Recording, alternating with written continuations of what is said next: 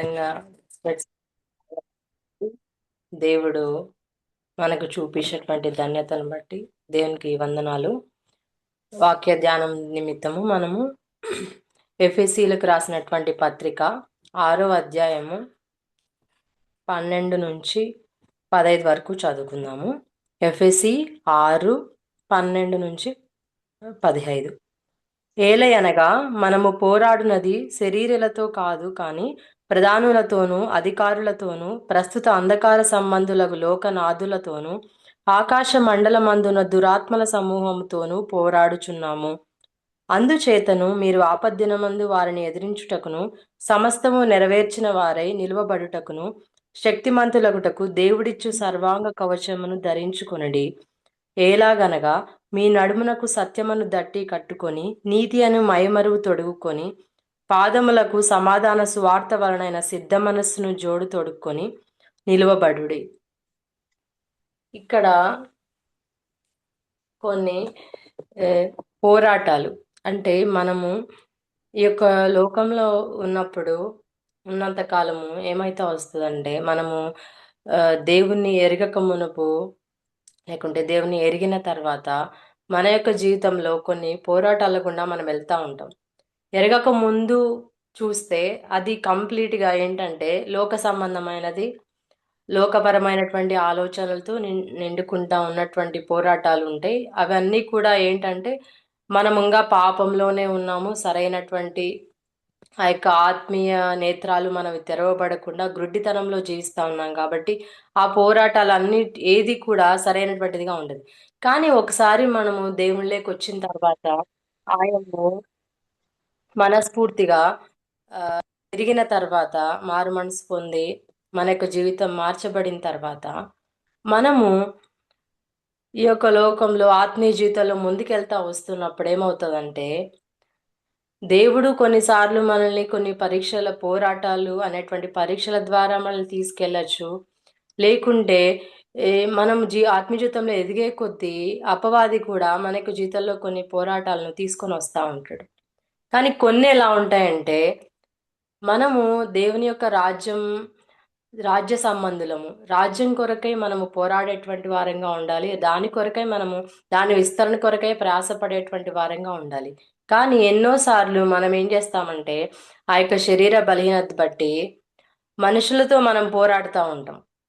అంటే లోకంతో, లోక సంబంధులతో, లోకంలో ఉండేటువంటి వారితో, లేకుంటే ఒకవేళ సంఘంలో అయితే ఇతర విశ్వాసులతో ఏమైతే వస్తుందంటే మనము మన యొక్క అసలైనటువంటి పిలుపు ఆ యొక్క దేవుని రాజ్యం కొరకు ప్రయాసపడే విషయాన్ని కొన్నిసార్లు మనం మర్చిపోయి ఏం చేస్తామంటే ఈ లోకంలో ఇతరులతో మనం ఒకరితో ఒకరము పోరాడుకునేటువంటి వారంగా ఉంటాం.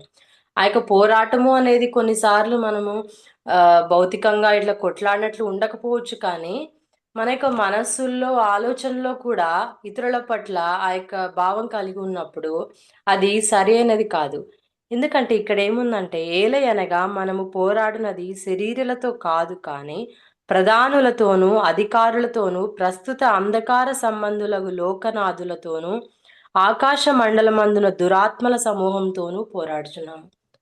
ఇప్పుడు మనమే అంటే సహోదరులంగా లేకుంటే ఒక ఇంటి వారంగా ఒక సంఘం వారంగా మనము మన యొక్క ఆలోచనల్లో కానీ మన యొక్క తలంపుల్లో మన క్రియలో ఒకరికొకరము యొక్క పోరాటము అంటే దేవునికి విరోధంగా ఉండేటువంటి పోరాటాలు కలిగి ఉన్నామనుకోండి, అప్పుడు మనం ఇంకా సాతానుతో పోరాడేటువంటి శక్తి మనకు ఎక్కడి నుంచి వస్తుంది? రాదు.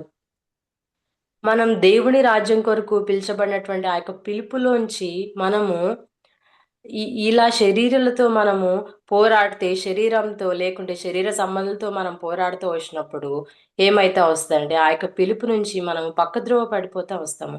అపవాది అలా చేస్తూ వస్తాడు. అదే మనం యోబుని చూస్తే యోబు అసలు తను అంత ధనవంతుడు, తను అన్ని కలిగి ఉన్నప్పటికీ శరీరపరంగా లోకపరంగా తనకి ఏది కూడా తక్కువ లేదు. అన్ని భోగాలు ఉన్నాయి, అన్ని తనకు పిల్లలు ఉన్నారు, ఆస్తి ఉంది, అన్నీ ఉన్నాయి. కానీ తను ఎప్పుడు కూడా దాంట్లో ఇది లేదు అది లేదు అని లేకుంటే ఇతరులతో పోరాడేటువంటి వాడుగా దానికి సంబంధించి తనకు అలాంటి పోరాటం ఏమీ లేదు. తన యొక్క పిలుపు ఎంత చక్కగా దాంట్లో తను ఎంత ఏమంటే ఎంత ఇమిడిపోయి ఉన్నాడంటే దేవునిలో అంత చక్కగా తను ఉంటా వచ్చాడు కాబట్టే ఒకవేళ అపవాది ఆ విధంగా తన పైన దేవుని దగ్గరికి వచ్చి తన గురించి ఆ విధంగా అన్ని తీసివేయమని చెప్పినప్పటికి కూడా తన యొక్క పిలుపు ఏంటో తనకు ఎంతో చక్కగా ఎన్నటువంటి వాడుగా దాంట్లో ఏమాత్రం కూడా పడిపోలేదు. అదే ఒకవేళ అంత పెద్దది మనకి ఎవ్వరికి కూడా రాలేదు. ఒకవేళ అందులో ఒక 5% ఆఫ్ ది 5% వచ్చినప్పటికీ వస్తే కూడా ఎన్నోసార్లు మనం ఏమవుతుందంటే సనుగుతా గొనుగుతా వస్తాము. అప్పుడు మన పోరాటం ఏమవుతుందంటే ఇది ఎట్లా పోయింది, ఎందుకు ఈ అనారోగ్యం వచ్చింది, ఎందుకు ఇది ఇది లాస్ వచ్చేసింది, ఎందుకు ఈ యొక్క ఆ, ఏమంటారు ఈ నన్ను ఎందుకు వీళ్ళు సరిగ్గా చూడట్లేదు నన్ను అని ఇవన్నీ ఏమవుతుందంటే మన హృదయంలో చేరి అసలైనటువంటి పోరాటం నుంచి బయటకు తీసుకొని వచ్చి దీనికి సంబంధించిన పోరాటంలో మునిగిపోయి మనము దేవుని యొక్క రాజ్యం కొరకై ప్రయాసపడేటువంటి దాని నుంచి మనల్ని పక్కకు తీసుకొని వస్తాయి. కాబట్టి మనం నిర్లక్ష్యంగా ఉండకూడదు. వీటికి మన హృదయంలో శరీరంతో లేకుంటే శరీరానుసారులతో లోకంతో మనము వాటికి సంబంధించినటువంటి యొక్క ఇహపరమైనటువంటి వాటితో మనం పోరాడేటువంటి వారంగా ఉండకూడదు. ఈ యొక్క పరుగు పందెంలో మనం ఉన్నప్పుడు ఆ యొక్క గురి మనం చూస్తా వెళ్తా ఉండేటప్పుడు ఇవన్నీ కూడా పక్కకు నెట్టేసుకుంటా వెళ్ళాలి. అంటే ఈ యొక్క సులభంగా చిక్కులు పెట్టేటువంటి పాపాలు కూడా చాలా ఉంటాయి. కొన్నిసార్లు మనం పడిపోతా వస్తాము, కొన్నిసార్లు మనం నోటి ద్వారా పడిపోతాము, కొన్నిసార్లు మన తలంపులు, కొన్నిసార్లు మన క్రియలు, కొన్నిసార్లు ఇతరులను బాధకరమైనటువంటి మాటలు అనడం, ఈ విధంగా చాలా విషయాల్లో మనం ఏం చేస్తామంటే పడిపోతూ వచ్చినప్పుడు అది మనకెంతో భారంగా ఉంటది. అదేం చేస్తదంటే ఆ భారంతో మనం ముందుకెళ్ళలేము. మన యొక్క గురి దగ్గరికి మనం ముందుకెళ్ళలేము. కాబట్టి అవన్నీ గూడా విడిచిపెట్టి మనము ఆ యొక్క గురి దగ్గరికి వెళ్ళాలి అంటే ఎంతో సులువుగా ఉంటే మాత్రమే మనం వెళ్ళగలము. మనకు హృదయం భారంగా ఉందనుకోండి, మనమేమవుతదంటే దాంతో మనకేమాత్రం గూడా ఆ యొక్క గురి దగ్గరికెళ్ళడానికి సమయం తీసుకుంటది. అంతేకాకుండా అది మనల్ని వెనక్కి నెట్టుతా ఉంటది. కానీ మనం ముందుకు వెళ్ళలేము. ఆ యొక్క గమ్యాన్ని చేరలేము. అదే ఒక ఆహ్, గ ప పందెంలో తీసుకుంటే ఆ యొక్క రేస్‌లో పాల్గొనే వాళ్ళు చాలా లైట్‌గా వాళ్ళ యొక్క డ్రెసెస్ గానీ, వాళ్ళ యొక్క బాడీ గానీ చాలా లైట్ వెయిట్‌గా ఉండేటట్లు వాళ్ళు చూసుకుంటా వస్తారు.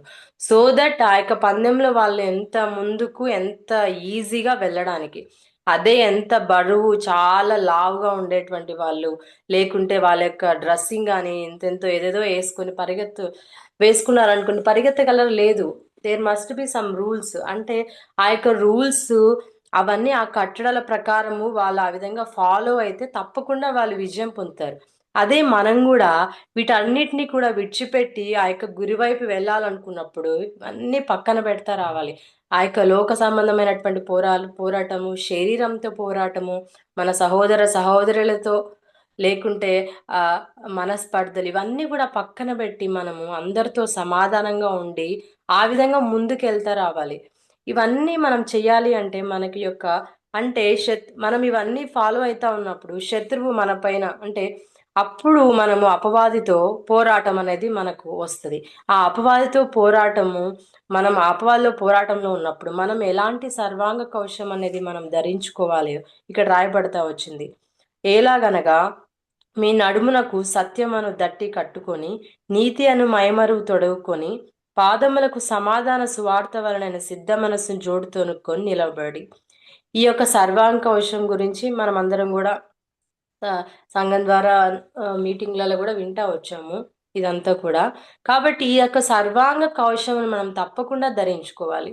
ఈ యొక్క కవచం లేకుండా మన సొంతంగా మనం పోరాడతాము అంటే అది అది చాలా మూర్ఖత్వం. మన ఓన్ గా మనమైతే ఏది చేయలేము. మనం ఒంటరిగా నేను తప్పకుండా నేను గెలుస్తాను అంటే అది చాలా ఫూలిష్ అన్నమాట. అలా మనం ఎప్పుడు కూడా ఉండకూడదు.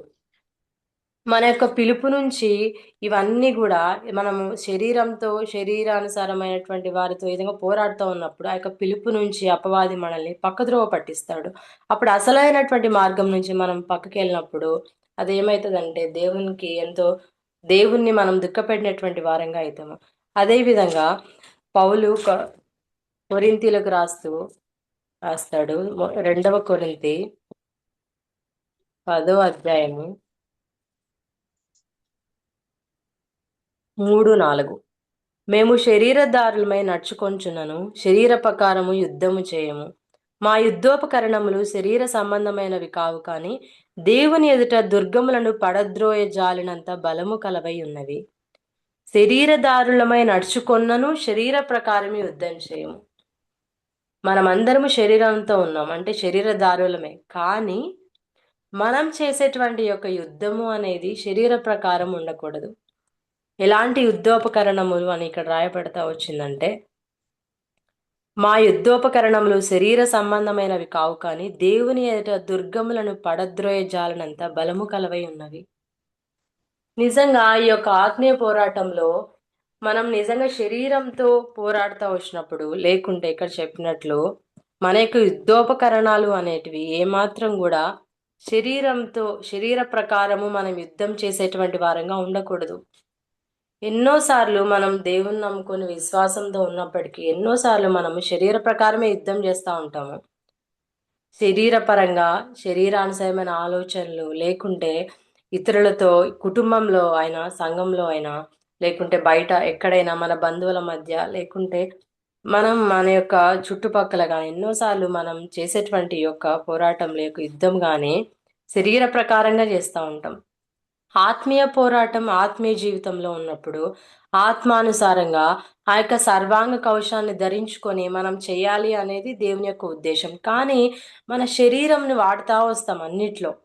శరీర ప్రకారం యుద్ధం చేస్తాము, శరీర ప్రకారం చేస్తాం. మరలా చివరికి దేవుని దగ్గరకు వచ్చి, దేవుడా ఇట్లెందుకు జరిగింది అని ఓటమి, అంటే ఆ యొక్క ఓటమి పాలవ్వడము అట్లా జరుగుతూ వచ్చినప్పుడు మనకి ఎంతో నష్టం జరిగినప్పుడు అప్పుడు దేవుని దగ్గరికి వస్తేప్పుడు అదేమీ అంత ఉపయోగకరం కాదు. కాబట్టి మన యొక్క యుద్ధము అనేది శరీర ప్రకారం ఉండకూడదు, కానీ ఈ యొక్క ఆత్మ సంబంధమైనటువంటి వాటిని, ఆత్మ సం శరీర సంబంధమైనవి కాకుండా మనం ఎప్పుడు కూడా ఆత్మతో నింపబడి అటు రీతిగా యుద్ధం చేసినప్పుడు తప్పకుండా దేవుడు మన పక్షాన నుండి వీటన్నిటిలో కూడా మనకు జయమిస్తూ ఉంటాడు. విశ్వాసంలో కూడా మనము, పౌలు కూడా చెప్తాడు కదా, మంచి పోరాటము పోరాడి తిని నా పరుగు కడముట్టించి తిని. మంచి పోరాటము. తాను ఎన్నో పరిస్థితులు కూడా తను వెళ్తా వచ్చాడు పౌలు. ఎన్నో నష్టాలు, ఎంతో శరీర సంబంధమైనటువంటి బాధలు, సువార్తలు కానీ ఎంతో ముందు తను కూడా ఎంతో హింసించాడు సంఘాన్ని. ఎంతగానో విశ్వాసులను, సంఘాన్ని చాలా హింసించాడు. అంతకంటే ఎక్కువ హింస తను తర్వాత పొందుకుంటా వచ్చాడు. కానీ వీటన్నిటిలో కూడా చివరి వరకు నమ్మకంగా ఉండి మంచి పోరాటము పోరాడి తిని నా పరుగు కడముట్టించి తిని. మన పరుగు కూడా ఎప్పుడు ముగుస్తుందో మనకు తెలియదు. అది యవనస్తులమైనా, లేకుంటే ముసలి వాళ్ళమైనా, ఏ వయసులో ఉన్నా మన పరుగు ఎప్పుడు ఈ లోకంలో ముగుస్తుందో మనకి ఎవ్వరికి తెలియదు. మరుక్షణము మనము ఎలా ఉంటామో, ఎలాంటి పరిస్థితుల్లోకి వెళ్తామో, ఏం జరుగుతుందో ఎవ్వరికి తెలియదు. మన యొక్క జీవితానికి ఈ యొక్క డెడ్ లైన్ అనేది, ఈ రోజే అనేది ఏమీ లేదు. నోబడీ నోస్ మనకెప్పుడు, మనం ఎప్పుడు దేవుని దగ్గర తీసుకెళ్తాం, దేవుడు మనల్ని ఎప్పుడు పిలుచుకుంటాడు, ఇవన్నీ మనకేమీ తెలియదు. కాబట్టి ప్రతి దినము కూడా మనం పోరాటటువంటి యొక్క పోరాటము మనం కూడా ఒకరోజు సాక్ష్యం ఇచ్చేటువంటిగా, అంటే మంచి పోరాటము నేను పోరాడాను అని మనం కూడా మనస్ఫూర్తిగా మనము చెప్పగలిగేటువంటి స్థితిలోకి మనం వచ్చేటువంటి వారుగా ఉండాలి. ఈ యొక్క లోక సంబంధమైనటువంటి జీవితం జీవిస్తూ, అలాంటి పోరాటం జీవిస్తూ ఉంటే మనం ఈ మాట చెప్పలేము. మంచి పోరాటం నేను పోరాడాను అని మనం అసలు చెప్పలేము. ఎందుకంటే అది మనల్ని ఈ యొక్క శరీరం ఏం చేస్తుంది అంటే మనలో ఆ యొక్క అపరాధ భావాన్ని క్రియేట్ చేస్తూ వస్తుంది. అది మనల్ని ఆ యొక్క గిల్ట్లోకి తీసుకెళ్తా వస్తుంది. కాబట్టి అలాంటివన్నీ కూడా, అటువంటి సులభంగా చిక్కులు అవన్నీ ఏవి కూడా మనలో లేకుండా దినదినము కూడా మనము జాగ్రత్త పడాలి. దినదినము ఆయన దగ్గర ఏదైనా ఉంటే ఒప్పుకొని ఆ యొక్క భారాన్ని మనము లూజ్ చేసుకుంటా రావాలి. వాటన్నిటిని కూడా విడిచిపెట్టి ఆ యొక్క గురి దగ్గరికి, ఆ యొక్క పందెం వైపు మన యొక్క దృష్టిని ఉంచేటువంటి వారంగా ఉండాలి. తిమోతికి కూడా పౌలు రాస్తూ విశ్వాస సంబంధమైన మంచి పోరాటము పోరాడము అని చెప్తాడు. 1 తిమోతి 6వ అధ్యాయము 12. విశ్వాస సంబంధమైన మంచి పోరాటము పోరాడము, నిత్య జీవమును చేపట్టుము, దాని పొందుటకు నీవు పిలువబడి అనేక సాక్షుల ఎదుట మంచి ఒప్పుకొంటివి. విశ్వాస సంబంధమైన మంచి పోరాటము. తిమోతి కూడా యవనస్తుడైనప్పటికీ తను ఆ సంఘంలో పౌలు యొక్క గైడెన్స్ కింద పౌలు కూడా తనకు అన్ని నేర్పిస్తా వచ్చినప్పుడు అన్ని విధేయుడిగా అన్ని నేర్చుకుంటా వచ్చాడు. అనేకమైనటువంటి విషయాలు తాను అనేకులకు మాదిరిగా కూడా ఉంటా వచ్చాడు. అందుకే పౌలు తనతో ఏం చెప్తా వస్తున్నా అంటే, విశ్వాస సంబంధమైనటువంటి మంచి పోరాటము పోరాడుము. ఇంకా అదే అదే అధ్యాయంలో ఆరో వచనం కూడా ఉంటది. సంతుష్టి సహితమైనటువంటి దయభక్తి గొప్ప లాభసాధకమై ఉన్నది. మనం ఈ లోకములోనికి ఏమీ తేలేదు, దీనిలో నుండి ఏమీ తీసుకొని పోలేము. కాగా అన్నవస్త్రములు గలవారమై ఉండి వాటితో తృప్తి పొంది ఉందుము. మనం కాబట్టి ఈ లోకంలో ఉన్నప్పుడు మనం ఏమి సంపాదించుకున్నా ఎంత ఉన్నా మనం వెళ్ళేటప్పుడు మనం ఎవ్వరము ఏది తీసుకెళ్ళము. మన ఆత్మ ఆయన దగ్గరికి చేరాలి అంటే ఈ యొక్క లోకం మన యొక్క పిలుపు అదే. మనం ఆయన దగ్గర ఆయనతో సదాకాలము నివసించాలి అనేదే మన యొక్క మెయిన్ ఎయిమ్. దాని నుంచి మనము పక్కకి వెళ్తున్నాము అంటే, అసలైనటువంటి దాని నుంచి మనం ఆ యొక్క దృష్టి నుంచి పక్కకి వెళ్తున్నామంటే దాని అర్థం ఏంటంటే ఇంకా మన యొక్క ఈ యొక్క జీవితానికి ఒక అర్థం అనేది లేదు. అసలైనటువంటిది అది. మనం ఆయనతో సవదా కాలము ఉండాలి. ఆయనతో మనం ఉండలేము, ఆయనతో మనం ఉండకుండా మనకి ఏదైనా అడ్డు వస్తుంది అంటే తప్పకుండా దాన్ని మన జీవితం నుంచి మనం తొలగించుకొని తీరాలి. అంతేకాని అది ఉన్నా సరే మనం వెళ్తాము, దేవునితో నేను నిత్యం ఉంటాను అని మనం అనుకోకూడదు. తప్పకుండా దేవుని దగ్గరికి మనము అంటే ఆయనతో సదాకాలము ఉండాలి అంటే మన యొక్క జీవితం కూడా అంత సిద్ధపాటు కలిగి ఉండాలి. ఎన్నో విషయాలను మనము వదిలిపెట్టేటువంటి వారంగా ఉండాలి. ఎంతో క్రమబద్ధంగా మనం జీవించే విధంగా ఉండాలి. ఆయన పరిశుద్ధుడు కాబట్టి మన యొక్క జీవితం కూడా పరిశుద్ధంగా ఉండాలి. ఈ యొక్క చిన్న చిన్న పోరాటాలు లేకుంటే శరీర సంబంధమైన పోరాటాలకు మనం చోటు ఇవ్వకూడదు. మనం ఎదిగే కొద్దీ వీటన్నిటినీ కూడా మనం వదిలిపెట్టాలి. శాశ్వతంగా వాటిని వదిలిపెట్టాలి. ప్రతి ఒక్కరికి ఏదో ఒక విషయంలో పోరాటం ఉంటది. పోరాటం లేని వారు ఎవ్వరు ఉండరు. అంతేగాని మనం ఇతరులకు పోరాటంగా ఉండకూడదు. ఇప్పుడు సంఘంలో ఒక వ్యక్తి ఇంకొక వ్యక్తికి పోరాటంగా ఉండకూడదు.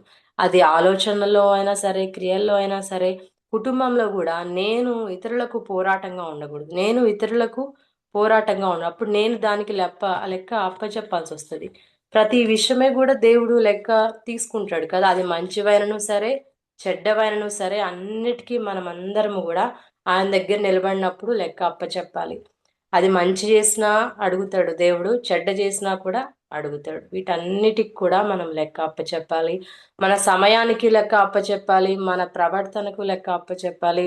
మనం ఏం చేస్తున్నాము వీటన్నిటికీ కూడా దేవుని మనం ఏర్పరచుకున్నాడు కాబట్టి మనము ఎదిగే కొద్దీ మనం ఆయనకు ఇష్టపూర్వకంగా జీవిస్తున్నామా లేదంటే ఇంకా అపవాది యొక్క క్రియలు, సైతాను సంబంధమైనటువంటి క్రియలు, శరీరానుసారమైనటువంటి ప్రవర్తన మనలో ఉందా, ఇవన్నీ గమనించుకుంటూ రావాలి.